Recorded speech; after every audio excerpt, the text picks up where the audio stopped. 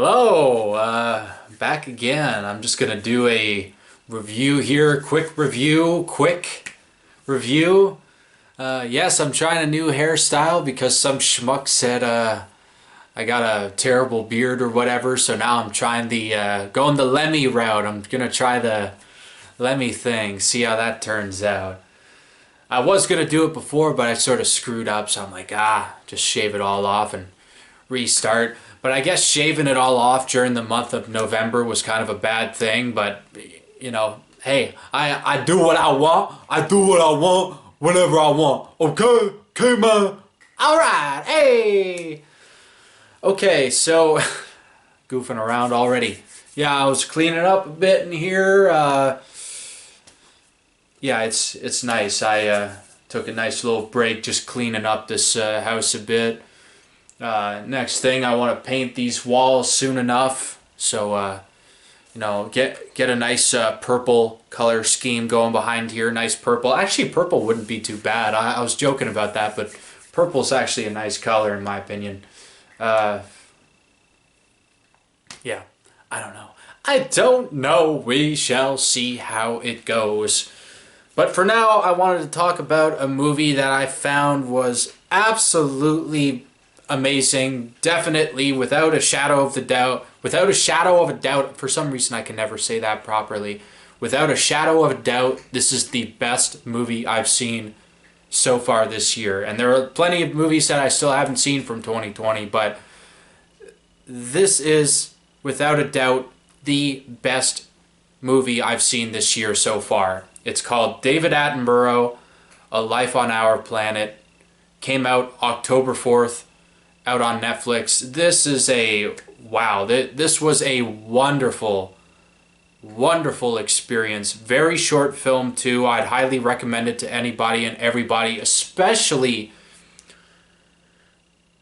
to world leaders. This is such a important movie, and not important in that pretentious sense where it's like got this air of superiority about it.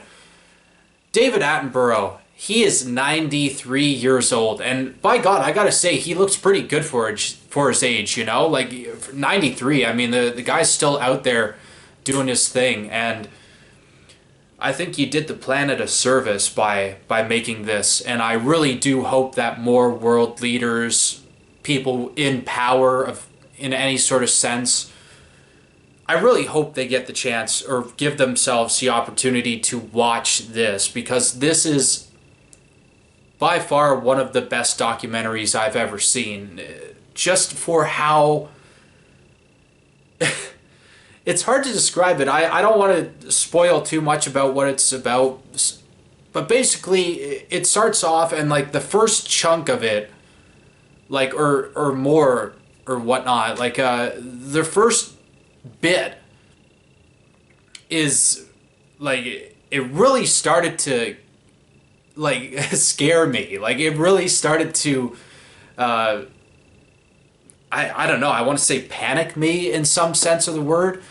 Like it really got under my skin, the way he goes through his own history while at the same time going through our history on this planet, and how carbon emissions keep rising, how wildlife keep dying, you know, like he does these like he does it in like 3 lines, you know. He does it from like what year it is to like what the population of Earth is, to the percentage of wildlife still remaining at the particular year in which he's talking, and it's really scary as it like starts to slice down, you know, like it's really unnerving, and it really woke me up to the fact that this is absolutely a vital issue that we need to deal with now, especially when we're talking about future generations here, you know, like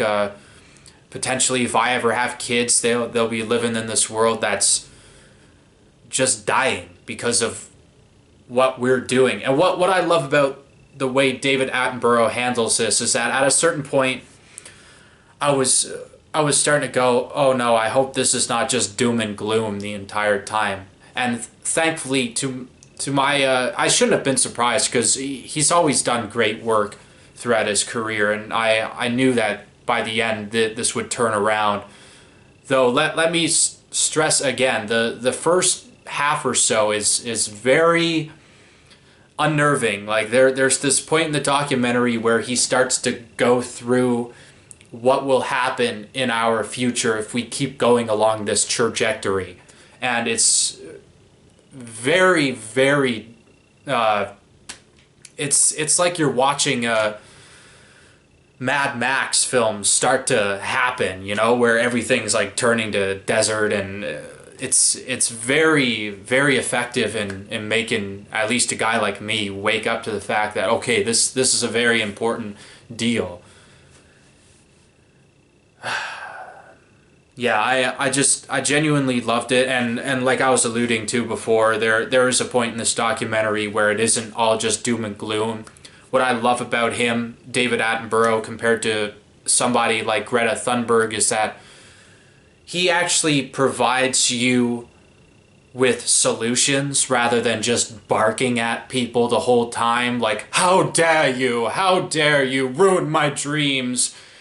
And it's like you don't create change by just crying and whining and yelling at people on stage. You create change by doing something like this, by not painting anybody as the bad guy. He doesn't do that. We look at certain things in this documentary and go, oh, that's a shame that's happening, such as like overfishing in our oceans, and just the overabundance of fossil fuels, you know, and the way we need to like slice that down, you know. He's very smart in how he goes about it, because he doesn't just outright say you need to stop all fossil fuels, you need to do this, you need to do that. He's very smart in how he presents at least his idea for change, and I really do hope that as a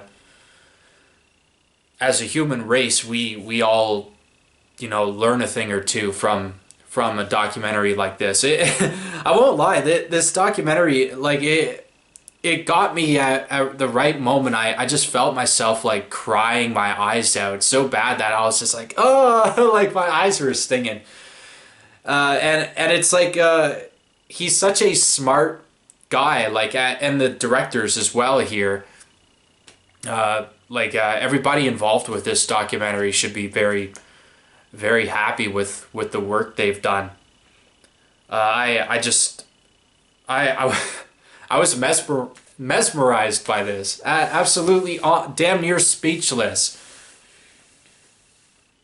So yeah, I really love his solutions for a more hopeful future. Basically, the message of it, obviously he does a better job at breaking it down in the hour and 23 minutes he does in this Netflix documentary. But basically what it breaks down to is it's all about letting wildlife take control again, you know? Like, just letting nature run its course, because us as humans, if we keep on this trajectory, we will die. You know, we will be extinct. And he uses the perfect example of Chernobyl, you know, how that was just destroyed.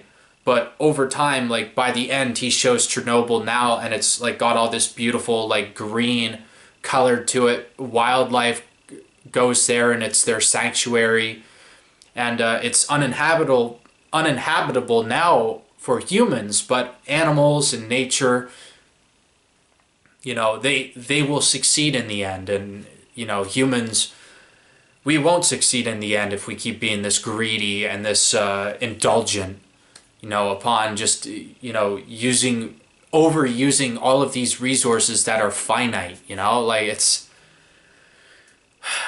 scary stuff, you know. It's really scary stuff watching this. And it's not pretentious nonsense from a politician like Al Gore, you know, where he's just preaching about global warming, we need to stop it, blah, blah, blah, and he doesn't really provide much in the way of solutions. He's just like barking about it and and saying, oh, it's definitely going to be this way.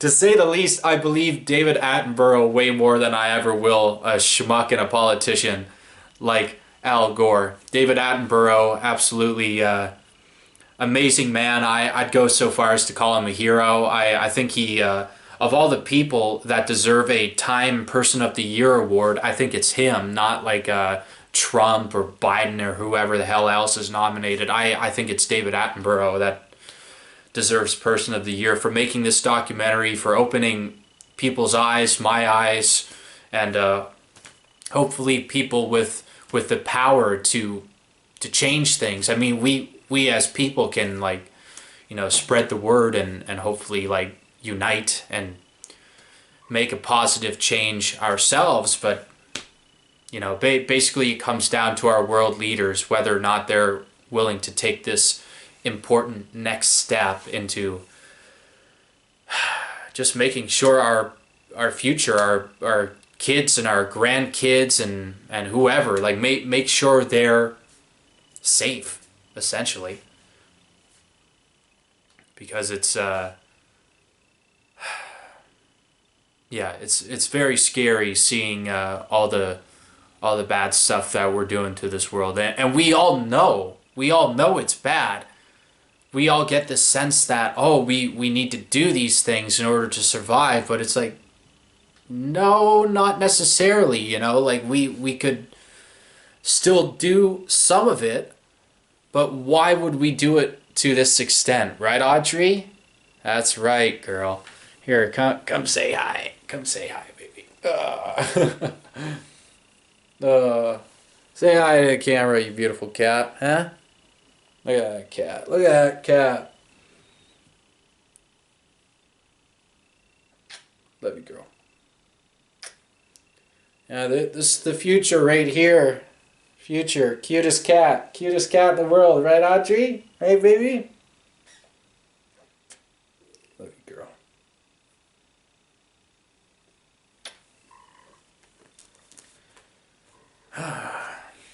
Oh yeah, and that's why I got this toy that she never plays with. Actually, my ma got this toy. You know, I don't cuddle up with this toy at night because my cat doesn't want to cuddle with me. I don't hold on to this tight at night and go, oh, my cat doesn't want to go to bed with me. Oh. No, this is for her to never play with, you know? Oh, are you going to play with it now? Oh, she's rubbing up against it. She's probably in heat. Are you in heat still, Audrey? You in heat? Yeah? Yeah, I think so. I think she's in heat. Anyhow, that's okay. That's okay to have a little horn dog in the house here. And I thought I was the only one.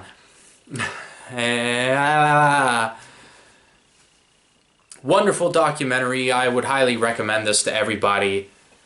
I think everybody should see this. It has a legendary score here on IMDb. I was stunned by this score. A 9.1 out of 10 with over 20,000 reviews on IMDb. That is absolutely phenomenal. That is one of the best scores I've ever seen for a movie. I'm sure just naturally it'll go down as more people review it. I reckon by the time it gets to 50,000, if it ever gets to 50,000 reviews or whatever, or ratings, I reckon it'll probably be closer to like a 8.5 or 8.7, something like that. But still, it's a legendarily high score. As soon as I saw that, I went, yep, I gotta watch this. I gotta watch this. And I was so happy I did, because I was a little hesitant to watch this. I've heard just too much preaching about the environment from all these like pseudo activists, and you know, Greta Thunberg obviously is the best example of that. But the way David Attenborough goes about it, I was really impressed with him, as I've always been throughout his illustrious career and all of his great documentaries, and this one of the best that he's done for sure. And what a hero. The guy's such a hero, coming out with this at the ripe old age of 93 years old. doing this as a way to sort of spread the word that we need to do better. We can't just keep doing the same thing over and over and over again. That is insanity. Like, we can't keep doing this. Like, we can, but the people in the future, especially in the 2100s, they're going to be living like it's Mad Max out there, man. We can't be having that. We got to do something now, especially these people in power. They need to do something right now. And I really hope they listen. That's all we can hope for right now. Go out there, do whatever you can to make it better. I mean, this coronavirus has sort of, I guess, made things a bit better in some ways or another, but I think, that it's too easy to just tell yourselves that, it's too easy just to go, oh, things are better because we were inside for a bit. It's like, no, we can't just stop there and then restart and then everything goes back down the toilet again. We gotta find a way to do better, and the examples he uses are brilliant, and I hope to see a future like when I'm his age. If I ever hit his age of 90 plus, I hope to see the future much brighter than it is now, essentially. Like, I really do hope we can get better. I do think I do have hope that we can and we will get better, but you never know. I mean, you never know. Some people, it's in their nature to just, overconsume everything in their path, and yeah, we just need to do better, period. Of course, I would give this documentary my highest recommendation, 10 out of 10. This is a masterpiece, best movie I've seen of the year thus far, one of the best documentaries I've seen as of late. Obviously not my favorite documentary of all time. My favorite is Momentum Generation. I would highly recommend that movie as well. But for its vital message about how to create a better tomorrow and a better future for that as well, I think this is absolutely mandatory viewing, 100% mandatory viewing. And you'll have a blast with it as well. The cinematography is gorgeous. The wildlife that you see, the revisiting of his past documentaries that I hadn't seen in years, maybe even decade at this point. But it was really cool seeing some of the old scenes from his previous documentaries, because I remember seeing a bunch of them as a kid, and it was like, brought me back to being a kid again. It was really great. And now I'm just repeating myself, of course. If you didn't get the memo, go watch this movie. It's on Netflix now. It's been out since October 4th, so I'm just about 2 months late when it comes to reviewing this. But hey, better late than never. Highly recommend it. Go watch David Attenborough, A Life on Our Planet.